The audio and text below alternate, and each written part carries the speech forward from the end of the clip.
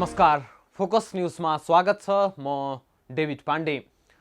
दर्शकहरू, उत्तरी छिमेकी मित्र राष्ट्र चीनले पछिल्लो समय नेपालमा आफ्ना गतिविधिहरूलाई तीव्र बनाएसँगै आलोचनाको शिकार हुन परिरहेको छ। विशेष गरी नेपालका लागि चिनिया राजदूत याहु याङसीको सक्रियताले नेपालमा राजनीतिक तरङ्ग ल्याउने गर्दछ। याङसी राजदूत भएर आएसँगै देशमा 2/3 नजिकको कम्युनिस्ट सरकार भए पनि सधैँ सत्तारूढ दलभित्रको विवादले राजदूतको सक्रियता ह्वात्तै बढाउँछ।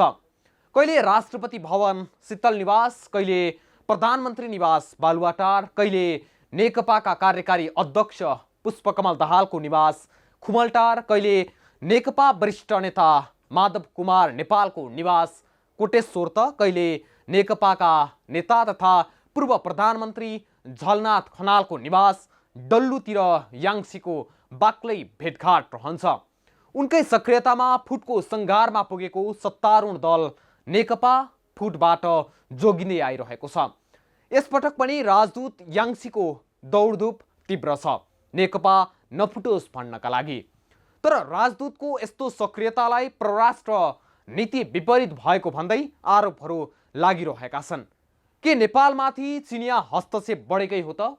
अर्कातिर हुम्लाको नाम्खा गाउँपालिका 6 स्थित लिमी गाउँको लाप्चा क्षेत्रमा नेपालको भूमिमा नभई आफ्नै भूमिमा नै भौतिक संरचनाहरू निर्माण गरिरहेको भनेर सरकारी पक्षले बताइरहँदा प्रमुख प्रतिपक्ष दलका सांसदहरूको टोली त्यहाँ पुग्दा भने सीमा मिचिएको पाइएको प्रतिवेदन बुझाइसकिएको छ।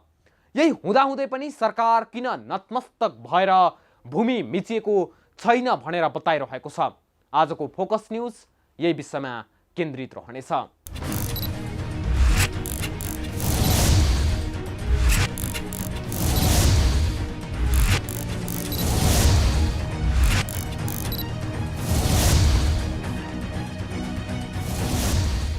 दर्शकवृन्द, गत वर्षको असोजमा चिनिया राष्ट्रपतिको नेपाल भ्रमणका बेला भएको सीमा व्यवस्थापन प्रणाली सम्बन्धी सम्झौतामा पनि नेपाल चीन सीमा संयुक्त आयोग गठन गर्ने उल्लेख छ। तर त्यसमा पनि प्रगति भएको देखिँदैन। सुखद कुरा त के छ भने मङ्गलबार मात्रै नेपाल र चीनले संयुक्त रूपमा विश्वको सर्वोच्च शिखर सगरमाथाको नयाँ उचाइ आपसी सहमतिमा मापन गरेका छन्। उता हुम्लाको नाम्खा गाउँपालिका 6 स्थित लिमी गाउँको लाप्चा क्षेत्रमा चिनिया पक्षले नेपाली भूमि मिचेको प्रमुख प्रतिपक्ष दल नेपाली काङ्ग्रेस कण्डालीले प्रतिवेदन बुझाइसक्दा समेत सरकारी पक्ष भने कतै सीमा नमिचिएको बताउँदै आइरहेको छ। किन दुई प्रतिवेदनलाई सँगै राखेर सीमाको यकिन गर्न सक्दैन सरकार? के कुराले सरकारलाई सधैँ दुई छिमेकीको सीमा विवादले अल्झाइरहन्छ?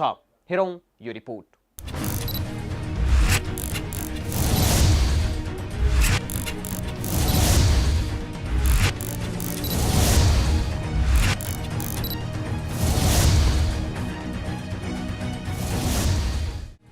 सत्तारूढ दल नेपाल कम्युनिस्ट पार्टी नेकपाको विवादमा नेपाल स्थित चिनिया राजदूतको सक्रिय संलग्नता नेपालको आन्तरिक मामिलामा हस्तक्षेप हो। यस्तो हस्तक्षेप नेकपाका नेताहरूका लागि आपत्तिजनक नभए पनि देशको हितमा हुँदैन। सत्तारूढ नेकपामा विवाद चर्किँदा विगतमा पनि पटक पटक चिनिया राजदूत हाउ याङसी पटक पटक सक्रिय हुने गरेकी थिइन्। गत वैशाख र असारमा जस्तै यसपटक पनि राजदूत हाउ याङसी सक्रिय हुन पुगेकी छिन्। नेकपाको विवाद चरममा पुगेकै बेला मङ्गलबार राति चिनिया राजदूतले प्रधानमन्त्री केपी ओलीसँग भेट गरिन्। राजदूत हाउ याङसीसँग भेटेपछि प्रधानमन्त्री ओलीले राष्ट्रपति विद्यादेवी भण्डारीलाई समेत भेटेका थिए। भण्डारीसँग प्रधानमन्त्री ओली भन्दा पहिले नेकपाका अर्का अध्यक्ष पुष्पकमल दाहाल प्रचण्डले भेटेका थिए। त्यसमाथि छिमेकी देशका राजदूत यसरी कुनै पार्टी विशेषको आन्तरिक विवादमा सक्रिय हुनु त झन् बढी अमर्यादित र आपत्तिजनक विषय हो। प्रधानमन्त्री ओली लगायत नेकपाका नेताहरू स्वयंले नै यस्ता विषयमा ध्यान दिनुपर्ने थियो। दलगत राजनीतिक स्वार्थका लागि राष्ट्रपति पदको मर्यादामा चोट पुर्याउँदा वा विदेशी हस्तक्षेप आमन्त्रित गर्दा राष्ट्रिय राजनीतिमा दूरगामी नकारात्मक प्रभाव पर्छ। राष्ट्रपति भण्डारी र राजदूत हाउ याङसीको अनुपयुक्त सक्रियताबाट स्वयं नेकपा र त्यसका नेताहरूको लोकतन्त्र र राष्ट्रिय स्वाभिमान प्रतिको प्रतिबद्धतामा प्रश्न उठेको छ।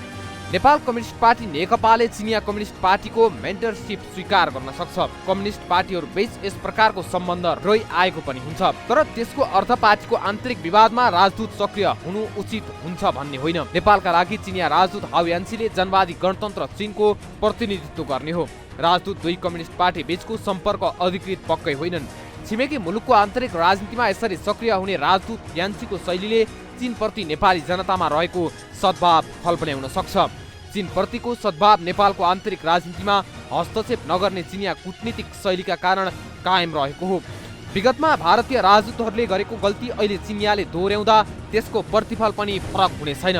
नेपालको आन्तरिक मामिलामा भारतीय हस्तक्षेप नरुचाउने नेपालीहरूले चिनिया हस्तक्षेप पनि पक्कै राम्रो मान्ने छैनन्। हुम्लामा चीनले नेपाली भूमि अतिक्रमण गरी भवन निर्माण गरेको विषय चर्चामा छ, तर नेकपा नेतृत्वको सरकारले त्यसलाई अनुगमन र अनुसन्धान गर्नुको साटो प्रतिक्रियात्मक जवाब दिँदै आएको छ। परराष्ट्र मन्त्रालयले नेपाली भूमि चीनले मिचेको छैन भनेर विज्ञप्ति नै जारी गर्यो। गृहमन्त्री रामबहादुर थापा समेतले चीनले नेपाली भूमि नमिचेको दाबी गरेका थिए। परराष्ट्र मन्त्रालयले विज्ञप्ति नै जारी गरी नेपाली सीमा नमिचेको दाबी गरेको थियो।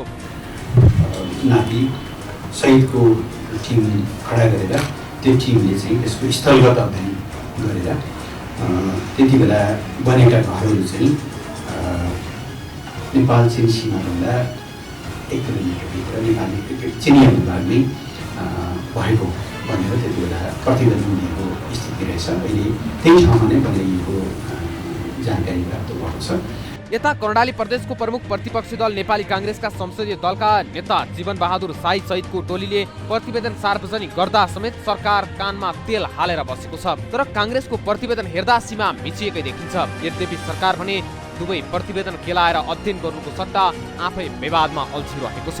हेर्दाखेरि 12 नम्बरको पिलर जुन आज संयुक्त नभएको 13-14 वर्ष भयो, 12 नम्बरको पिलर नयाँ बनाएको देखियो। भर्खरै सांसद जुन बेला त्यो लोलुङमा 9वटा घर बनाए, त्यही बेला चाहिँ त्यो पिलर बनाएको देखियो। त्यो पिलर पनि अब त्यो नयाँ बनाउनु भनेको त्यसको ओरिएन्टेसन चेन्ज गरेको देखिन्छ।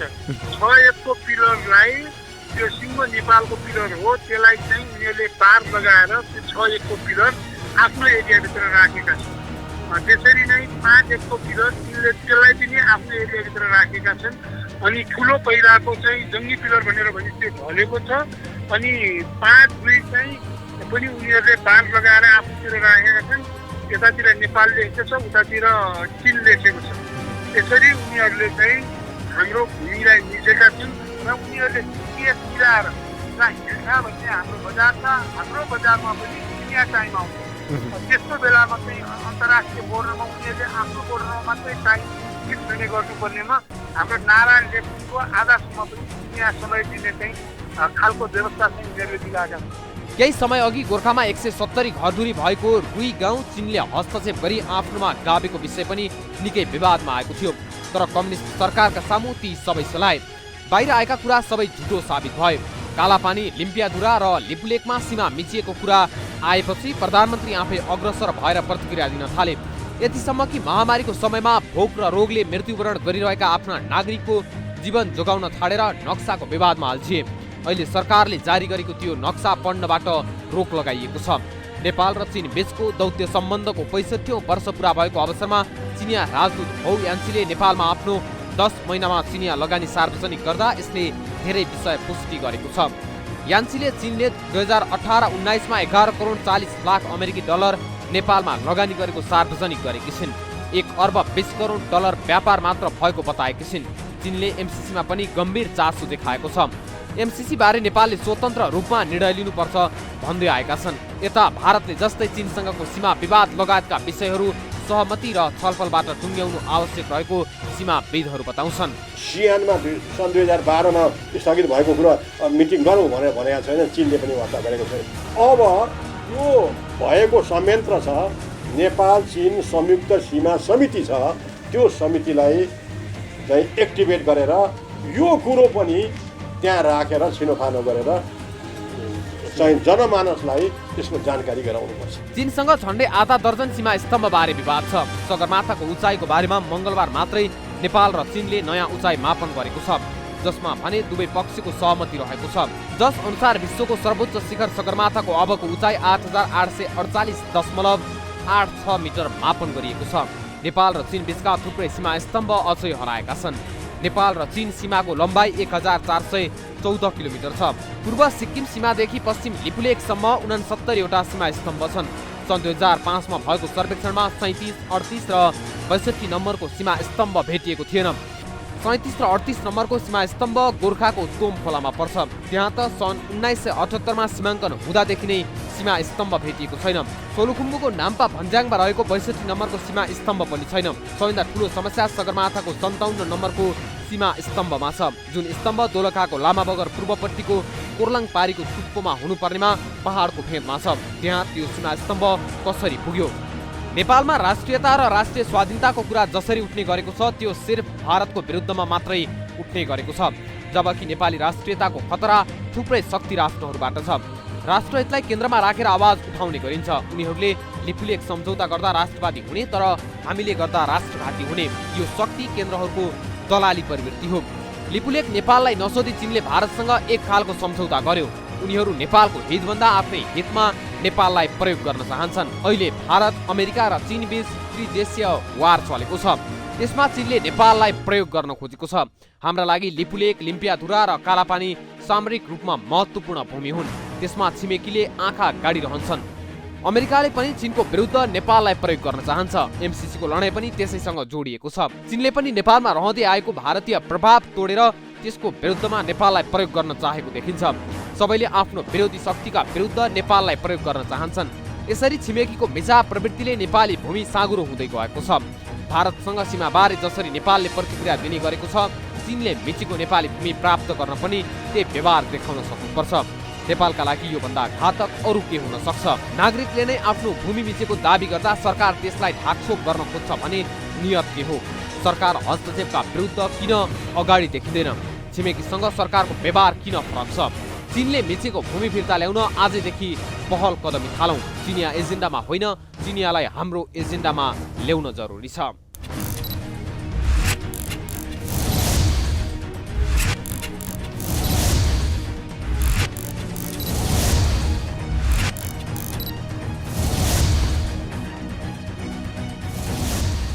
पक्कै पनि जहाँ जहाँ सीमा मिचिएका छन् त्यहाँ त्यहाँ दुवै देशका प्रतिनिधि बसेर समस्या समाधान गर्दै जानुपर्छ।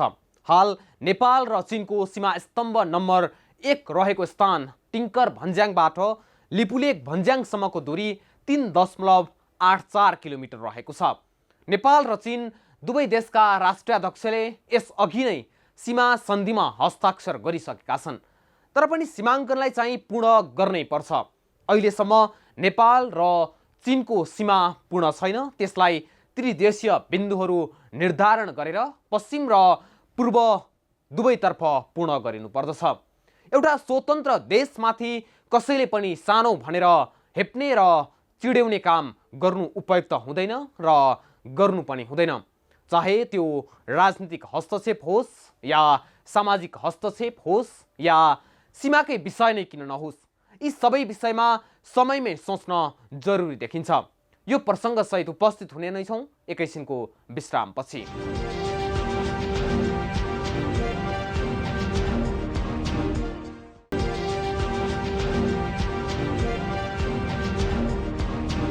विश्रामपछि स्वागत छ फोकस न्युजमा।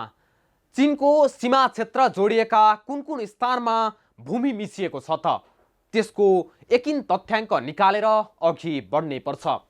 यता नेपाली राजनीतिमा चिनिया सक्रियताले उब्जाउने संशयलाई पनि दुवै देशले अन्त्य गर्नै पर्छ। त्यसमाथि नेपालले भर्खरै ल्याएर नयाँ परराष्ट्र नीतिको अवलम्बन गर्दै दुवै छिमेकीले आफ्नो जिम्मेवारी निर्वाह गरे समस्या कतै देखिन्न। तर नेपालको आन्तरिक मामलामा हस्तक्षेप गर्ने अधिकार कसैलाई पनि छैन। नेपालले सार्वजनिक गरेको नयाँ परराष्ट्र नीतिमा के छ? यस नीतिलाई लिएर परराष्ट्रविदहरूले के भन्छन्? यी लगायतका विविध विषयवस्तुहरू समेटिएको रिपोर्ट अबको प्रस्तुतिमा।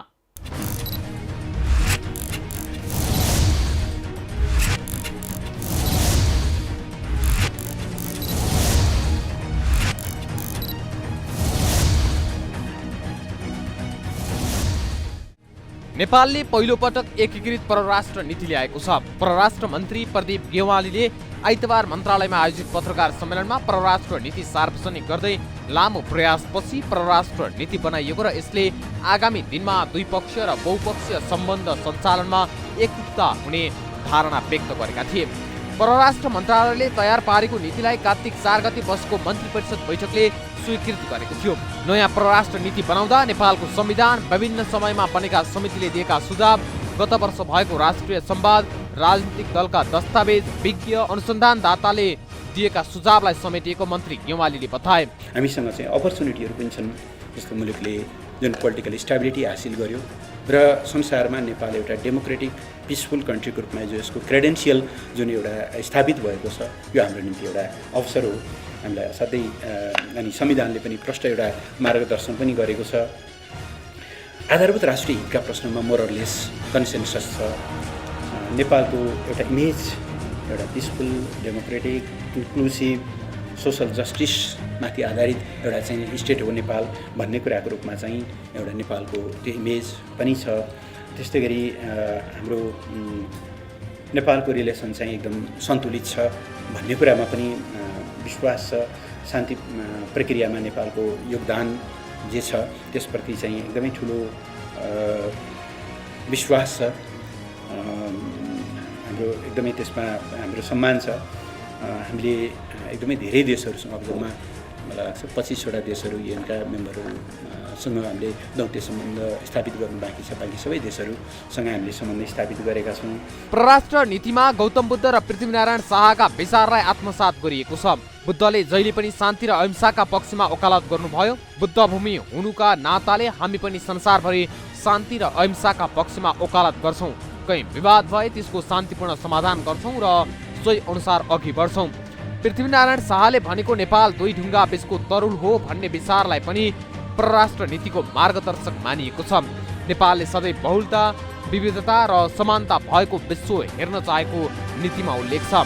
पछिल्लो समय बदलिँदै गएको विश्व व्यवस्था, नेपालको सीमा सुरक्षाको प्रश्न, विदेश सम्बन्धमा एकीकृत राष्ट्रिय दृष्टिकोण नहुनु, अन्तर्राष्ट्रिय सहायतामा नेपालको प्राथमिकता र अपनत्व जस्ता विषय परराष्ट्र सम्बन्धका लागि चुनौतीका रूपमा रहेको छ। विश्वव्यापी महामारी र महाविपत्तिमा अन्तर्राष्ट्रिय सहायता कसरी जुटाउने र त्यसका लागि हाम्रो समग्र क्षमता कसरी बढाउने चुनौती पनि छन्। चुनौतीसँगै स्थायित्व र प्रजातान्त्रिक सरकार, सीमा रक्षा लगायत विषयमा राष्ट्रिय एकता, प्रजातान्त्रिक र सामाजिक न्याय भएको मुलुकको रूपमा नेपालले बनाएको छवि, सबै मुलुकसँग सन्तुलित सम्बन्धले नेपाललाई अवसर पनि सँगै ल्याएको गेवालीले बताए। उनले नेपालको परराष्ट्र नीतिका विषयमा अझै पनि केहीमा पूर्वाग्रह र हिंसाबोध रहेकाले त्यसलाई बदल्नुपर्ने औल्याए। कतिपयलाई नेपाल समान सार्वभौमिकता भएको मुलुक नभई सानो, कमजोर र पछाडि परेको मुलुक हो, त्यसैले ठुला कुरा गर्नुहुन्न, सम्झौता गर्नुपर्छ भन्ने मान्यतालाई बदल्न जरुरी छ। साना र विकासशील देशहरूको निम्ति मल्टिल्याटरलिजम एकदमै महत्त्वपूर्ण टुल्स हो, मिन्स हो। अब अहिले कतिपय शक्तिशाली देशहरू मल्टिल्याटरल कोर्सबाट अलिकति ब्याकट्र्याक गर्नु खोजेको जस्तो देखिन्छ। कहिलेकाहीँ यस्ता पनि तर्कहरू आउँछन्। पोर्साल वर्ल्ड इकोनोमिक फोरमको डालियनको एउटा कन्फरेन्समा भाग लिन गएको थिएँ। एउटा प्यानलमा म थिएँ, त्यहाँ कार्यक्रम सञ्चालन गर्ने होस्टले भने मलाई सोधिन्, mister minister, do you agree that old is going to be replaced by the deal based relation instead of rule based relation, rule based regime भनेर सोधेँ। मैले आफ्नो ढङ्गले जवाफ दिएँ, तर त्यो समस्या त्यसमा रियालिटी छ। तर हामी जस्ता देशहरू डिल बेस्ड सिस्टममा चाहिँ हामी त्यति एडजस्ट गर्न सक्दैनौँ। हामीलाई रुल बेस्ड नै चाहिन्छ। यस्तो स्थितिभित्र यी च्यालेन्जहरू छन् हामीसँग। परराष्ट्र मन्त्री प्रदीप गेवालीले आइतबार सार्वजनिक गरेको एकीकृत परराष्ट्र नीतिले आगामी दिनमा द्विपक्षीय र बहुपक्षीय सम्बन्ध सञ्चालनमा एकरूपता हुने सरकारको दाबी छ। तर परराष्ट्रविदहरूले भने नीतिमा खासै नयाँ कुरा नभएको र केवल पहिल्यैदेखि चलिआएका विषयवस्तुहरू समेटिएको बताएका छन्। परराष्ट्रविद डाक्टर दिनेश भट्टराईले नयाँ विषयहरू नसमेटिए पनि यस नीतिले सांस्कृतिक सम्बन्ध सुदृढ गर्न मद्दत मिल्ने बताए। सरकारले नीति ल्याए पनि कार्यान्वयनमा निकै चुनौती रहेको उनको धारणा छ। नीति भन्नुभएको छ होइन, त्यसमा चाहिँ खासै नयाँ कुरा भन्दा पनि हामीले भनिरहेका कुराहरू तर त्यो नसमेटिएका मतलब हाम्रो पोलिसी स्टेटमेन्टमा हामीले जुन चाहिँ युएनमा दिन्छौँ अथवा अरूतिर गर्छौँ जस्तै रिजनल फोरमहरूमा गर्छौँ ती सबैमा देखिएका व्यक्त भएका विषयहरू नै छन्। कुनै नयाँ विषय भन्ने चाहिँ त देख्दिन। नीतिमा नेपाल छिमेकी लगायत सबै मित्र राष्ट्रसँग सार्वभौमिक समानता पारस्परिक हितका आधारमा स्वतन्त्र र सन्तुलित सम्बन्ध कायम राखिने उल्लेख गरिएको छ। ऐतिहासिक सन्धि र सम्झौता तथ्य र प्रमाणका आधारमा कूटनीतिक माध्यमबाट सीमाको समस्या समाधान गर्ने उल्लेख छ। त्यसैगरी नीतिमा नेपालले लामो समयदेखि अपनाउँदै आएको असंलग्न नीतिलाई निरन्तरता दिने उल्लेख गरिएको छ। नयाँ नीतिले आर्थिक कूटनीतिलाई प्राथमिकता दिएको छ भने अहिलेका नयाँ विषय जलवायु परिवर्तन लगायतका विषयमा पनि जोड दिएको छ। यसरी सरकारले नयाँ परराष्ट्र नीति सार्वजनिक गरे पनि यसको कार्यान्वयन त्यत्तिकै चुनौतीपूर्ण छ भने दुई छिमेकीले बारम्बार नेपालमाथि गरिरहने व्यवहारले त झन् नेपाल कति ब्याटल ग्राउन्ड हो कि भन्ने भान समेत हुने गरेको छ। विशेष गरी सत्तारूढ दल नेकपाको विवाद जसरी पनि मिलाउने पक्षमा छिमेकी मुलुक चीन लागि पर्नुले पनि यसलाई पुष्टि गरिदिएको छ। नेपालका लागि चिनिया राजदूत हाउ यान्सीको सक्रियतालाई हेर्ने हो भने कसैले पनि सहजै भन्न सक्छ नेपालको आन्तरिक मामिलामा चीनले हस्तक्षेप गर्न खोजेकै हो। विशेष गरी सत्तारूढ दललाई मिलाउने नाममा दलका शीर्ष नेताहरूलाई दैनिक जसो भेट्न पुग्ने याङ्सीकै कारण नेपालमा चिनिया हस्तक्षेप बढेको हो कि भन्ने आशंका सबैमा जाग्नु स्वाभाविकै हो। जब सत्तारूढ दल नेपाल कम्युनिस्ट पार्टी नेकपाभित्र सत्ता समीकरण फेरबदलको चर्चा चल्छ वा आन्तरिक विवाद उचाइमा पुग्छ त्यति बेला नेपालमा चिनिया राजदूत हौ यान्सीको सक्रियता भत्तै बढ्छ। उनले 2018 को डिसेम्बर 29 मा नेपाल आई 30 मा परराष्ट्र मन्त्रालयमा ओहदाको प्रमाणपत्र पेश गरेकी थिइन्। त्यसता नै उनले उच्च स्तरीय भेटवार्तालाई तीव्र बनाउँदै लगेकी छिन्। चीनको राजदूतको रूपमा कार्यभार सम्हालेकी राजदूत हौले 2019 को जनवरी 8 मा राष्ट्रपति विद्यादेवी भण्डारी समक्ष आफ्नो ओहदाको प्रमाणपत्र बुझाएको थिइन्। लगत्तै उनले प्रधानमन्त्री केपी शर्मा ओलीसँग भेट पनि गरिन्। आफ्नो ओहदाको प्रमाणपत्र बुझाएसँगै राजदूत हौ प्रधानमन्त्री ओलीलाई भेट गर्न बालुवाटार पुगेकी थिइन्। त्यसको भोलिपल्ट उनले परराष्ट्र मन्त्रीसँग शिष्टाचार भेट गरिन्। सोही दिन उनले परराष्ट्र सचिव शङ्करदास बैरागीसँग पनि भेट गरेकी थिइन्। त्यस्तै जनवरी 10 मा राजदूत हौले उपराष्ट्रपति नन्दबहादुर पुनसँग शिष्टाचार भेट गरिन्। त्यस्तै जनवरी 14 मा चिनिया राजदूतले तत्कालीन सभामुख कृष्णबहादुर महरासँग शिष्टाचार भेट गरिन्। यो त उनी आएको पहिलो महिनामा नै देखाएको सक्रियता हो। त्यसबाहेक हौ यान्सीले जब नेकपामा विवाद देखा पर्छ त्यति बेला आफ्नो सक्रियता बढाइहाल्छिन्।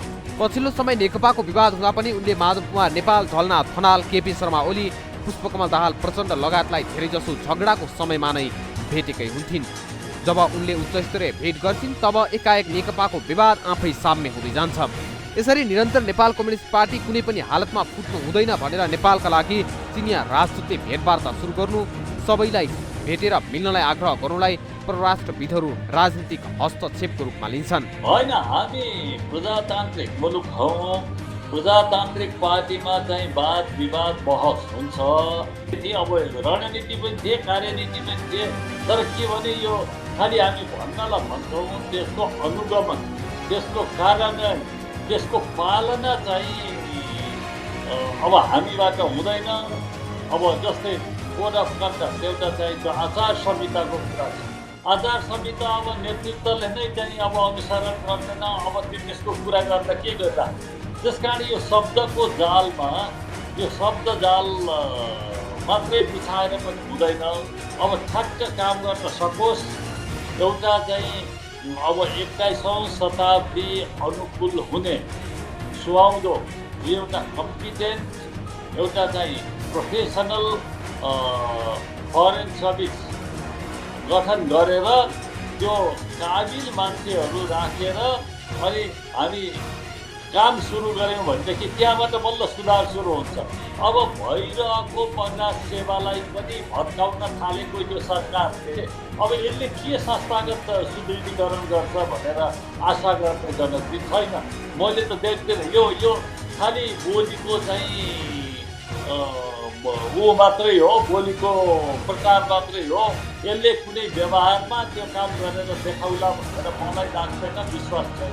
नेपालले नयाँ परराष्ट्र नीति सार्वजनिक गरेको तेस्रो दिनमा नै चीन र नेपालले सगरमाथाको नयाँ उचाइलाई सार्वजनिक गर्नुलाई पनि अर्थपूर्ण रूपमा हेर्न सकिन्छ। जसरी दुई असल छिमेकीले नेपाललाई असल छिमेकीको व्यवहार गर्नुपर्छ जुन अन्य देशहरूलाई गर्छन्, न कि दाजुभाइ भन्दै थिचोमिचो र अवहेलना कदापि स्वीकार्ने छैन। त्यसैगरी नेपालको आन्तरिक मामिलामा हस्तक्षेप गर्ने अधिकार पनि कुनै पनि देशलाई छैन र हाम्रो नयाँ परराष्ट्र नीतिले पनि त्यही नै भन्छ। त्यसैले यसतर्फ सबैको ध्यान जानु र सबै सचेत हुन जरुरी छ।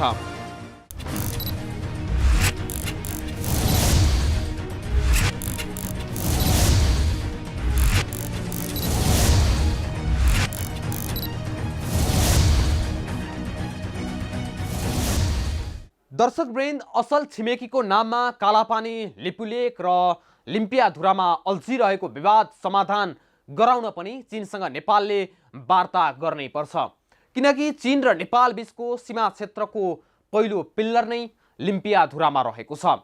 यता नजिकको छिमेकी भन्दै बारम्बार तनाव दिइरहने परिपाटी दुवै देशले त्याग्नै पर्छ, होइन भने एउटा सम्प्रभुत देशका नागरिकले आफ्नो सीमाको रक्षाका लागि लड्नै पर्ने अवस्था सिर्जना नहोला भन्न सकिन्न।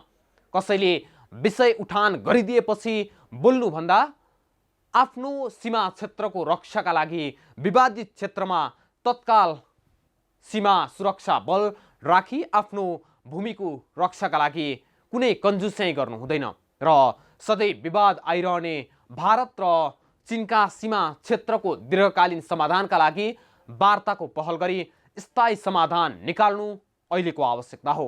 चाहे जोसुकै छिमेकी होस्, कसैका लागि पनि नेपाल ब्याटल ग्राउन्ड होइन भन्ने पाठ राजनीतिक वृत्त र सरकारले पनि सिकाउनै पर्छ।